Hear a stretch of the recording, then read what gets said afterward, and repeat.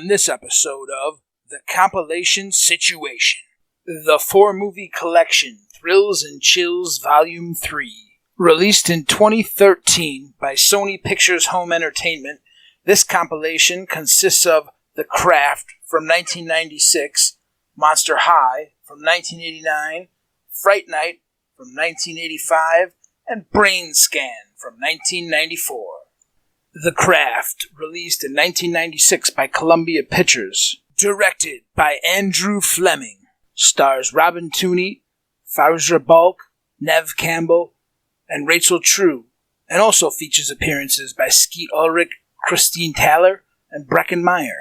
As the newcomer at St. Benedict's Academy, Sarah immediately falls in with the high school outsiders, but these girls won't settle for being a group of powerless misfits. They've discovered the craft, witchcraft that is, and they're going to use it against anyone who angers them. The Craft is a fairly decent and fairly iconic 90s horror film with a great young cast, many of whom would go on to other starring roles, including Neve Campbell, of course, in the Scream franchise. Brain Scan, released in 1994 from Coral Productions, directed by John Flynn, starring Edward Furlong, Frank Langella, T. Ryder Smith, and Amy Hargreaves. When technology-obsessed teenager Michael orders the latest, most interactive new video game, he gets sucked into a world of murder, deception, and desire driven by his darkest thoughts. When he encounters the digital demon known as the Trickster and the police get involved, his real life and digital fantasy begin to bleed together. Brain Scan is a solid sci-fi horror thriller with such great stars as Edward Furlong, T2, Pet Sematary 2, and many other horror films. Legend actor Frank Langella, who has over 100 acting credits to his name.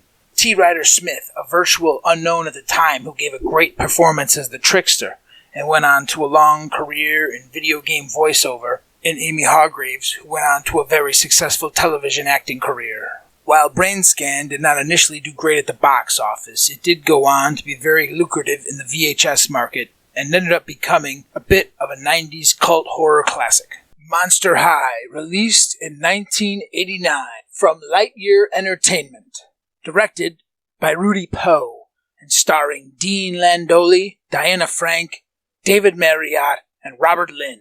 When aliens bring a stolen doomsday device known as Mr. Armageddon to Earth, the head monster in charge, Ceridium Hecto Damianus Phantasmagonia, finds out that Earth's destruction has been postponed, and a group of high school students must face his evil forces in a basketball game to save the world.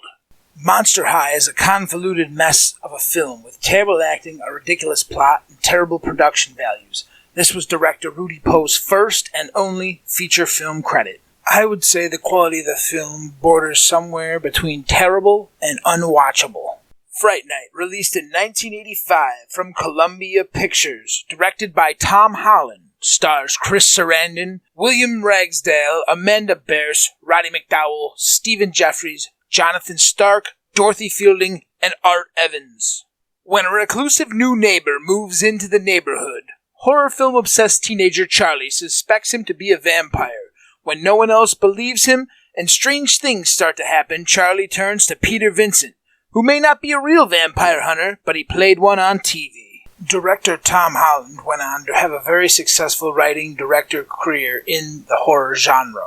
Most of the top-billed cast members also went on to have very long careers in television and film. Fright Night is a fun horror comedy, but it's never been one of my favorite vampire films. Don't look at me! Go away. Shh! Shut your fucking trap. So what is the bottom line on Thrills and Chills Volume 3? Well, it's got 3 good movies. The Craft, Fright Night, and Brain Scan. Monster High is a total turd.